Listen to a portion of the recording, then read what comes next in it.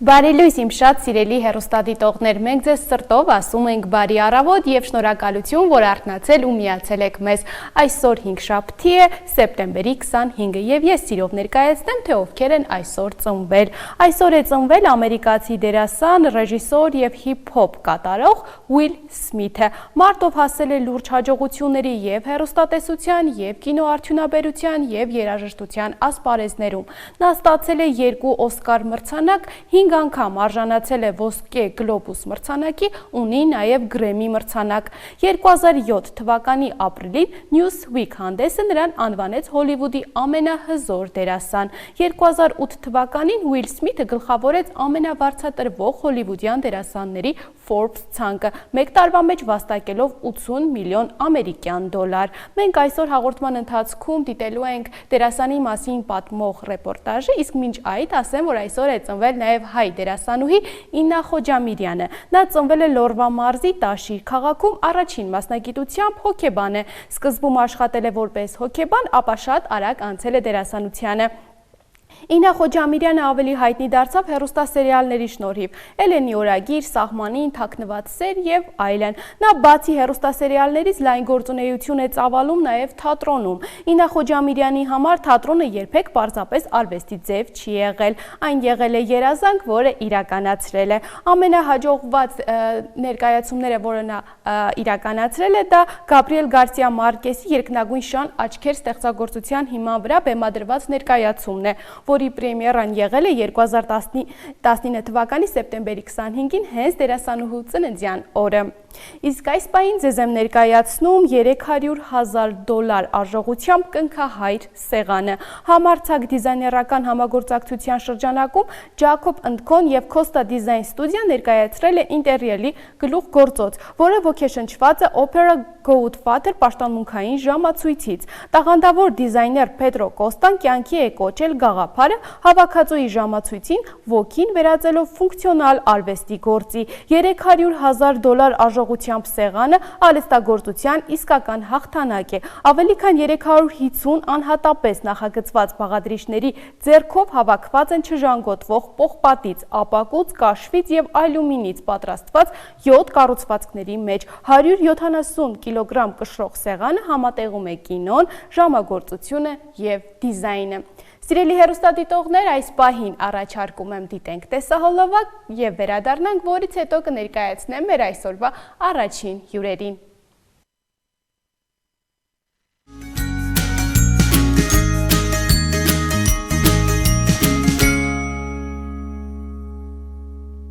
Հարգելի հեռուստադիտողներ, մենք վերադարձանք, ես արդեն սիրով ներկայացնեմ մեր այսօրվա հյուրերին։ Այսօր զրուցելու ենք Van Art արվեստի կենտրոնի տնօրեն, Գամա կրթամշակութային հիմնադրամի հոգեբարձուների խորհրդի պատվավոր անդամ, Կրթության, գիտության, մշակույթի եւ սպորտի նախարարության Արտաշես Ա բարեպաշտ հուշամեդալակիր եւ Հայասա ԱԺՄ հուշամեդալակիր Վահան Բաբայանի եւ Van Art մշակութային կենտրոնի սան Արման Դադոյանի հետ։ Բարև ձեզ։ Բարև ձեզ։ Շնորհակալ եմ հրավերը ընդունելու համար։ Նմանապես։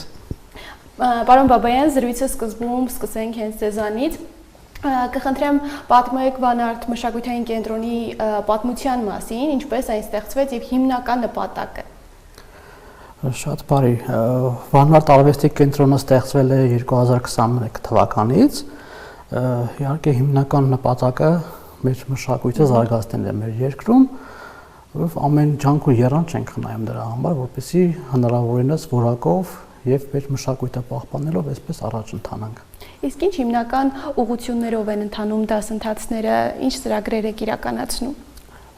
Հիմնական կերպարվեստի բոլոր ճյուղերը դասավանդվում է, դե նկարչության բոլոր ճյուղերը, կավագործություն, դեկորատիվ կիրառական արվեստ,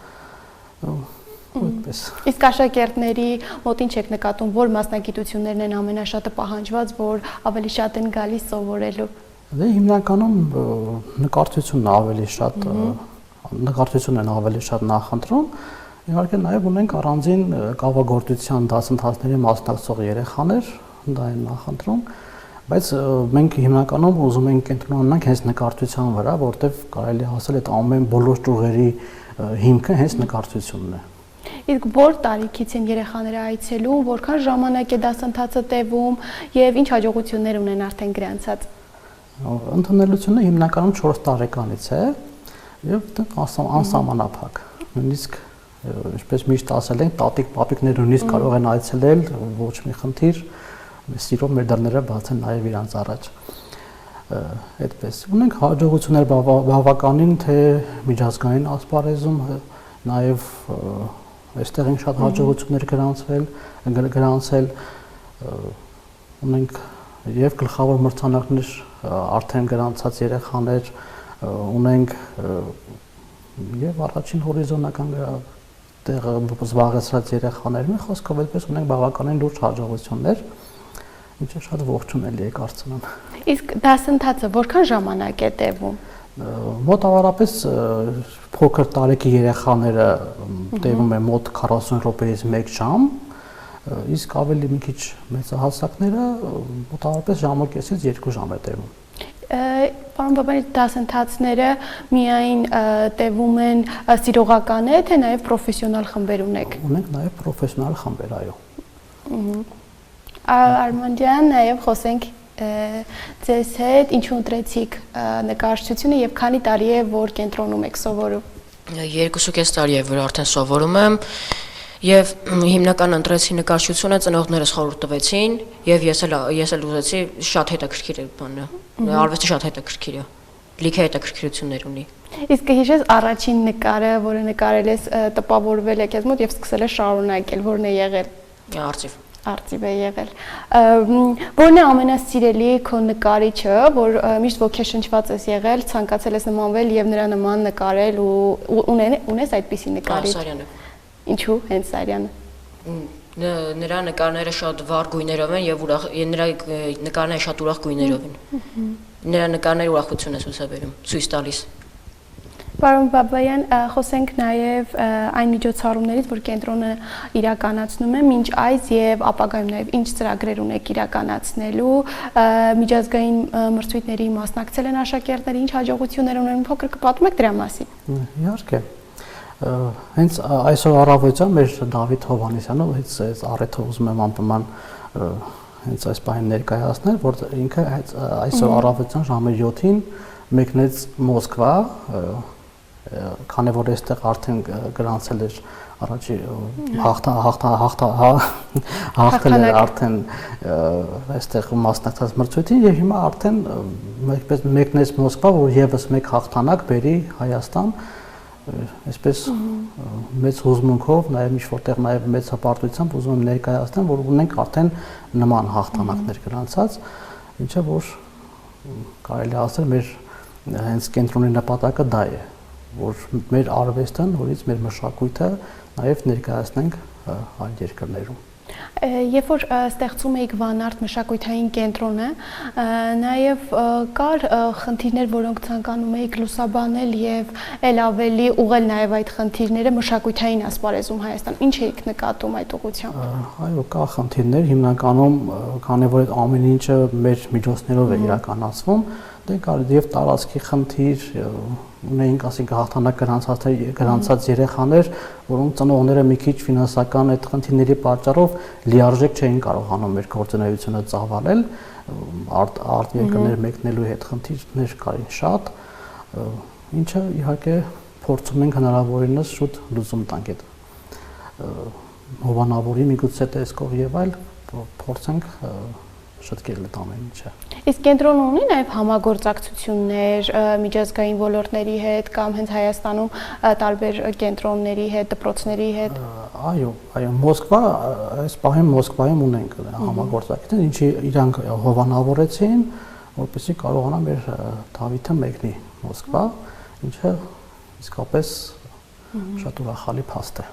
Իսկ նկարչությունը հատկապես Հայաստանում ինչ մակարդակի վրա կարող ենք համարել, որքանով են նաև կարողանում հիմա երեխաները, երբ որ սովորում են, հետագայում կարողանան իրենց դրսևորել եւ որքանով է նաև զարգացած այս ոլորտը։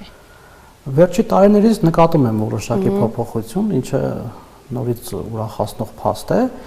Իհարկե կուզենայինք ավելին տեսնենք, որտեվ դա է մեր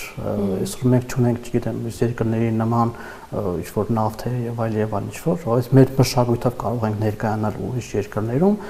Դրա համար կուզենայի շատ ավելին տեսնել, էլի, որ մեր մշակույթը այսօր շատ կարևոր դեր ունի մեր երկրի համար։ Մի խոսքով շատ կուզենայինք ավելին տեսնեինք, որ ավելի սիրեն արվեստը, գնահատեն եւ այդպես ավելի զարգացնենք մեր մշակույթը։ Իսկ բացի Մոսկվայից, որ երեխաները գնալու են այս տարի, այլ ինչ նոր միջոցառումներ կա, որ պատրաստվում եք կազմակերպել եւ ինչ հաջողություններ եք նաեւ այդ առումով ունեցել։ Դե այդ ուղղությամբ աշխատում ենք, իհարկե շատ ծրագրեր կան, շատ հրավերներ ենք ստանում, բայց քանի որ մի փոքր, ինչպես շեշտեցի, ֆինանսական խնդիրներ կան, հնարավորինս փորձում ենք ավելի մատչելի տարբերակներ մտածել, որպեսզի բոլորին հասանելի լինի։ Դրա համար փորձում ենք մշակել որոշակի ծրագրեր, ինչը ընթացքում այս պահին չեմ ուզում բարձրաձայնեմ, ընթացքում երբ որ կլինի ավելի հստակ, այդ ժամանակ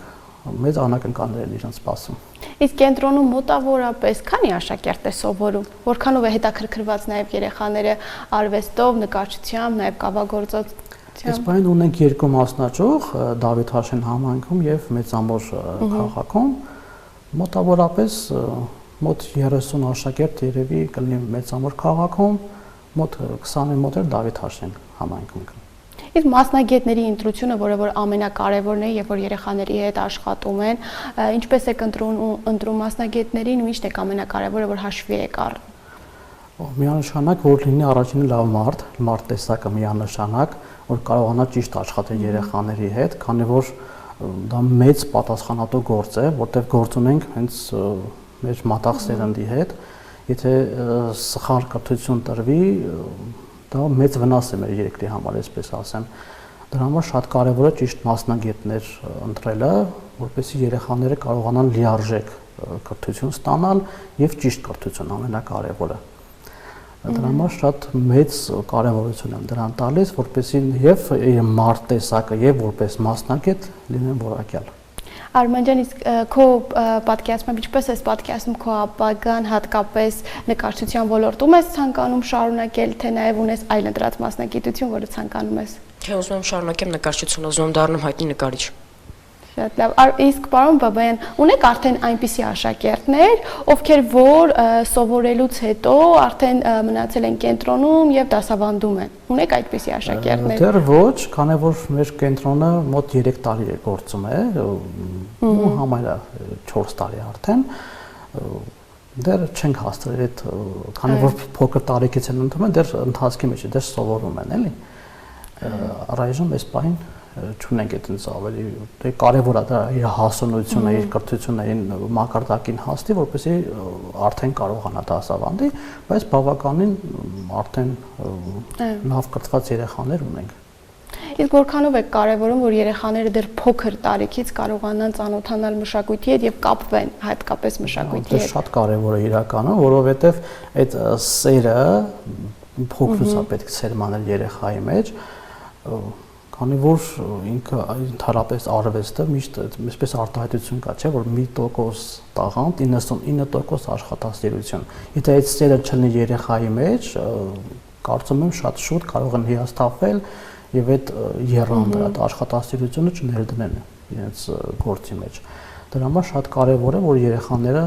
հենց փոքրուց,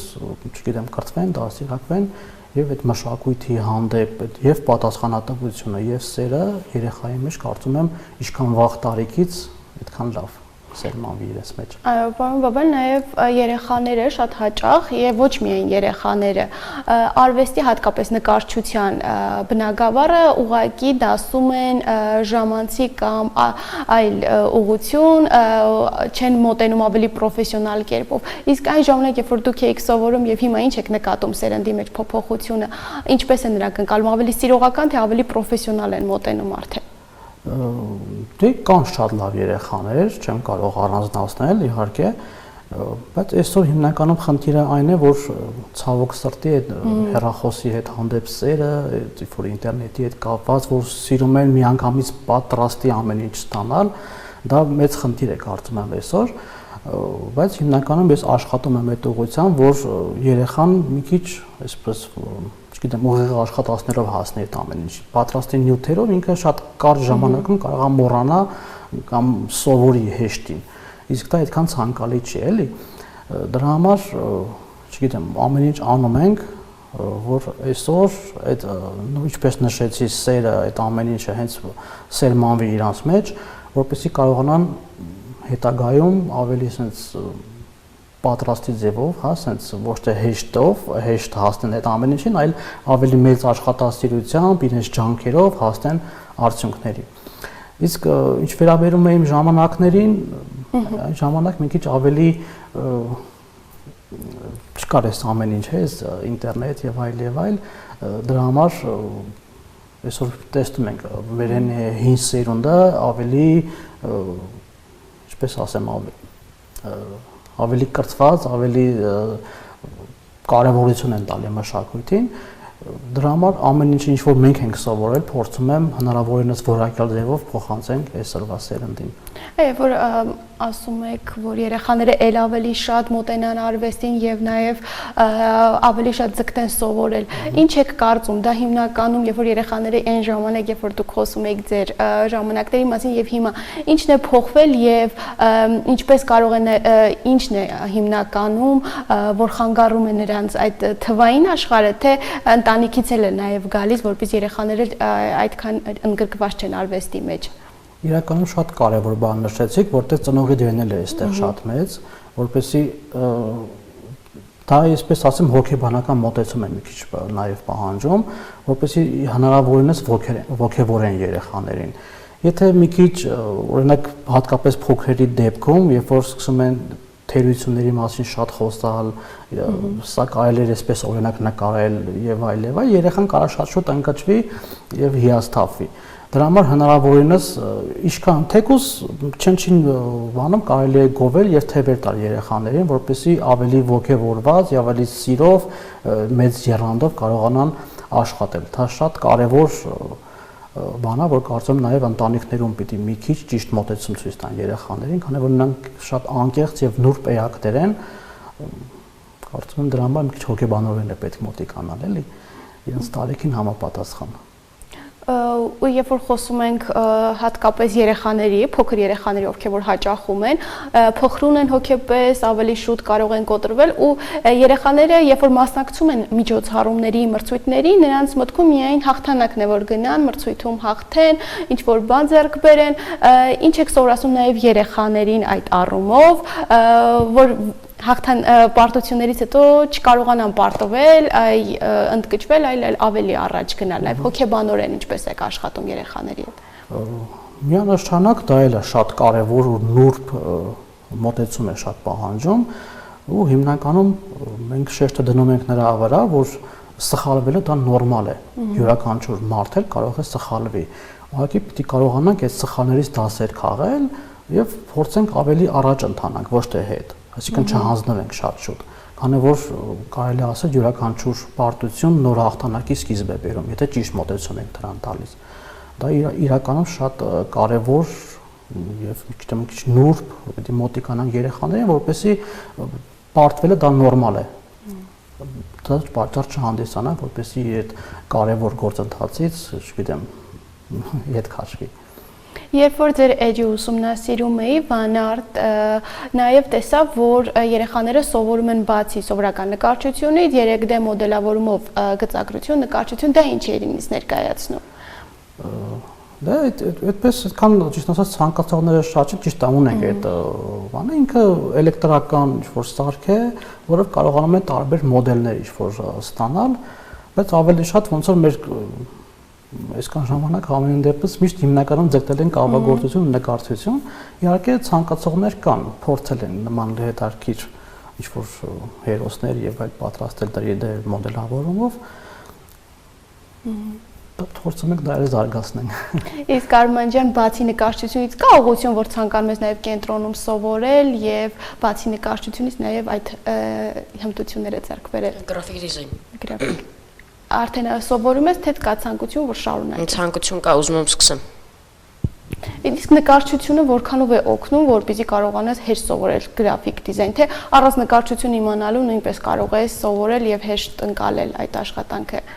Ինքը նկարչությունը, ինչպես շեշտեցի, ամեն ինչի հիմքը ոնց որ լինի, Եթե կարողանում ենք այդ ճիշտ հեռանկարը ստանալ, ճիշտ լույս տվեր, ճիշտ գույներ ընտրել, դա կարծում եմ յուրաքանչյուր ոլորտում շատ պահանջված բան է, էլի։ Դրա համար ինչքան շատ զարգացնեն նկարչությունը, այդքան յուրաքանչյուր մասնագիտություն, երբ որ ընտրելու լինեն, իրենց եւ պատկերացումն է զարգացնում, եւ ճաշակն է զարգացնում, ինչը կարծում եմ շատ կարեւոր է, հատկապես իր ընտրած մասնագիտության մեջ շատ պետքական բան է նկարչությունը։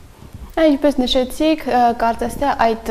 3D մոդելավորում սովորելու ցանկությունը այդքան մեծ չի, ինչքան որ դասական նկարչություն եւ կավագործություն սովորելը, բայց կարծես թե մենք ապրում ենք այնպիսի աշխարհում, որ թվային աշխարհը էլ ավելի է երեխաներին գրավում, բայց կենտրոնում կարող ենք ասել, որ հակառակն է։ Երեխաները ավելի շատ սիրում են դասական նկարչությունը։ Իսկ ավելի շատ երեխաները, տղաները թե աղջիկներն են հետաքրքրված նկարչությամբ, կավագործությամբ, թե հավասարապես։ Ճիշտ ասած, այո, կարող եմ ասել հավասարապես, որտեվ եւ տղաներ ունենք շատ սովորողներ եւ աղջիկներ, ինչը շատ ուրախալի է։ Իսկապես շատ ուրախալի, երբ որ տեսնում եմ փոքր այսօր երեխան, ինչպես է հեռախոսից այսպես կտրվում ու սիրով հաճախում պարապմունքներին, կարող եմ ասել իմ նպատակին ես հասնում եմ քիչ-քիչ։ Նաև պարոն Բաբայան, երբ որ ձեզ ներկայացնում էի որոշ մեդալների մասին խոսեցինք, մի փոքր դրանց պատմության մասին էլ խոսենք, երբ է տեղի ունեցել Արտաշես Աբարեպաշտ հուշամեդալիրը եւ Հայասա հուշամեդալիրը։ Հուշամեդալը երբ է տեղի ունեցել այդ մեդալը, երբ եք ստացել, դրա պատմության մասին փոքր կպատմեք։ Ճիշտ ասած, ես կոնկրետ թվական չեմ կարող հիշել այս բանն ասել։ Այսպես հրավիրել են, չգիտեմ, Փարկասը տեսել են մեր այդ ակտիվությունը եւ այլ, ինչը շատ չգիտեմ, ողջունելի է, կարծում եմ, որ մի փոքր երբ որ գնահատվում ես, ավելի ողջավորված ես սկսում աշխատել։ Դրա համար, այսպես ասած, ինչ-որ հստակ բան չեմ կարող ասել, թե երբ է տեղի ունեցել, բայց շատ նորից եմ ասում, այդ ամեն ինչը շատ գովելի է, շատ ողջունելի է, երբ որ տեսնում ենք, որ մեր աշխատանքը աննկատ չի անցնում, նաև արձագանք է ստանում։ Այո, մեծ արձագանքներ է ստանում, կարելի է ավելի մեծ պատասխանատվությամբ եւ ավելի լուրջ ենք ուզում մոտիկանանք մեր գործին, որպեսզի շարունակական լինի այս ամեն ինչը։ Իսկ կենտրոնում կան մասնագիտություններ, որոնք ցանկանում եք ներառել կենտրոնում, սովորացնել, որը դեռ ներառված չէ։ Այո, տեխնիկագործություն ենք ուզում նաև շատ զարգացնենք, դա էլ շատ հետաքրքիր մասնագիտություն է կարծում եմ, նաև հենց աղջիկների համար ինչ չէ, ուլունքագործություն, միգուցե գոբելեն մասնագետներ փնտրում ենք, որ փորձում ենք այդ ճյուղերը զարգացնենք։ Արդեն պահանջարկը կա այդ ուղղությամբ։ Կարծում եմ, այո։ Ցանկություններ հայտնումներ եղել են, էլ։ Այո, եւ մեր զրույցը ամփոփելով, ինչպես եք պատկերացնում Վան Արտ մշակութային կենտրոնի ապագան մի քանի տարի անց, ինչպես եք պատկերացնում, որ կլինի։ Ես նպատակ ունեմ մասնաճյուղերը մի փոքր շատացնելու, այդ ուղղությամբ աշխատում ենք։ Կարծում եմ, եթե այսպես շարունակենք, շատ լավ է լինելու ապագան,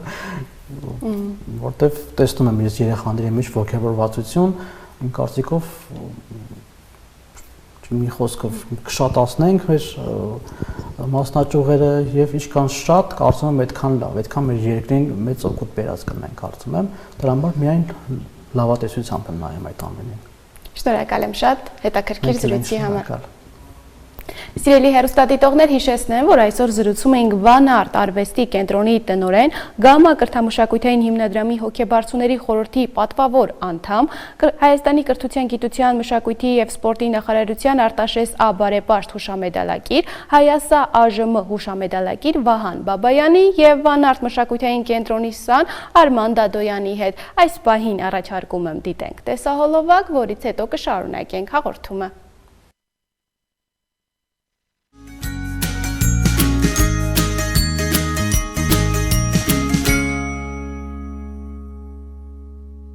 Սիրելի հեռուստադիտողներ, ինչպես որ խոստացել էի, մենք ունենք պատրաստված տեսանյութ Ուիլ Սմիթի մասին, հիմա առաջարկում եմ դիտենք այն։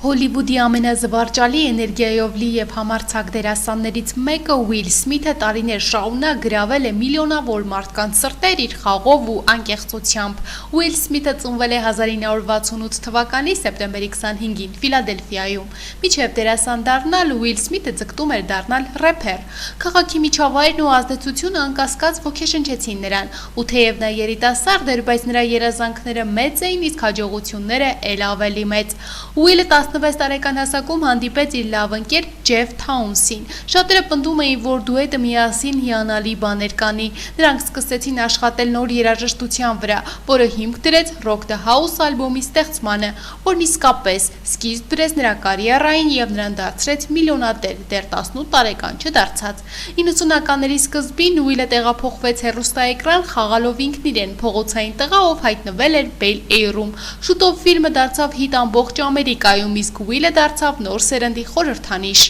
2022 թվականին Սմիթը վերջապես արժանացավ Օսկարի King Richard ֆիլմում իր դերի համար։ Ուիլ Սմիթի կյանքում ամենաշատ քննարկված սկանդալային դեպքերից մեկը տեղի ունեցավ 2022 թվականին Օսկարի մրցանակաբաշխության ժամանակ։ Միջոցառման ընթացքում, երբ Քրիս Ռոքը կատակեց Սմիթի կնոջ Ջադա Փինքեթ Սմիթի սանրվածքի մասին, հղում կատարելով նրա մազաթափությանը, Ուիլ Սմիթը բեմ բարձրացավ եւ ապտակեց Ռոքին հենց ուղիղ եթերում։ Այս արարքը ցնցեց ոչ միայն հանդիսատեսին, այլև միլիոնավոր մարդկանց ամբողջ աշխարհում, ովքեր ուղիղ եթերով դիտում էին մրցանակաբաշխությունը։ Դեպքից հետո Սմիթը հետագայում ներողություն խնդրեց ինչպես Քրիս Ռոքից, այնպես էլ ակադեմիայից իր պահվածքի համար, սակայն միջադեպը մեծ ազդեցություն ունեցավ նրա հեղինակության վրա։ Արդյունքում Սմիթը հրաժարվեց Օսկարի ակադեմիայի անդամությունից եւ ակադեմիան որոշեց արգելել նրան մասնակցել Օսկարի արարողություններին 10 տարի շարունակ։ Չնայած այս սկանդալին, Սմիթը նույն օրը հաղթեց իր առաջին Օսկարը King Richard ֆիլմում Ռիչարդ Ուիլյամսի դերի համար։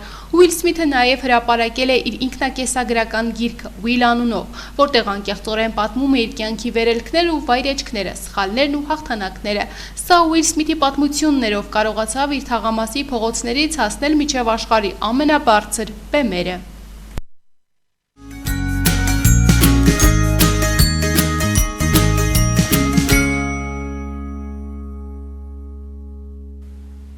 Հարգելի հեռուստադիտողներ, դիտեցինք պատրաստված ռեպորտաժը, իսկ հիմա հերթը օգտակար խորհուրդներին է եւ այսօր միասին խոսելու ենք սև սալորի մասին։ Սև սալորը հարուստ է մի շարք վիտամիններով ու հանքանյութերով, ինչը նշանակում է, որ այն պետք է ներառված լինի մեր սննդակարգում։ Սև սալորը պարունակում է կալիում, կալցիում, մագնիում, երկաթ, ֆոսֆոր, A, B, C, PP վիտամիններ, օրգանական թթուներ եւ սննդային մանրաթելեր։ Սալորը խորհուրդ է տրվում օգտագործել անեմիայի եւ ավիտամինոզի դեպքում։ Այն ամրացնում է իմունային համակարգն ու դիմադրողականությունը, քանի որ սև սալորը մեծ քանակով կալիում է պարունակում, օգնում է կարգավորել աղի ու ջրի մակարդակը օրգանիզմում, ինչը հատկապես կարևոր է երիկամների աշխատանքի համար։ Օգտակար է հիպերտոնիայով տառապող մարդկանց, քանի որ կարող է օգնել իջեցնել զարկերակային ճնշումը։ Սև սալորը հաճախ խորհուրդ է տրվում փորկապությամբ տառապող անձանց, քանի որ թույլ լուծողական ազդեցություն ունի։ Սև սալորը հաճախ ներառված է նաև այն մարդկանց սննդակարգում, ովքեր ցանկանում են ազատվել ավելորդ կիլոգրամներից, միայն թե հարկավոր է այն սահմանափակ քանակով օգտագործել։ Բարենպաստ ազդեցություն է ունենում նյութափոխանակության եւ նյարդային համակարգի աշխատանքի վրա, օգնում է լավացնել մազերի եւ եղունգների վիճակը։ Հարգելի հեռուստադիտողներ, մեր տրամադրությունը ել ավելի բարձրացնելու համար այս պահին առաջարկում եմ դիտենք եւս մեկ երաժշտական տեսահոլովակ եւ վերադառնանք։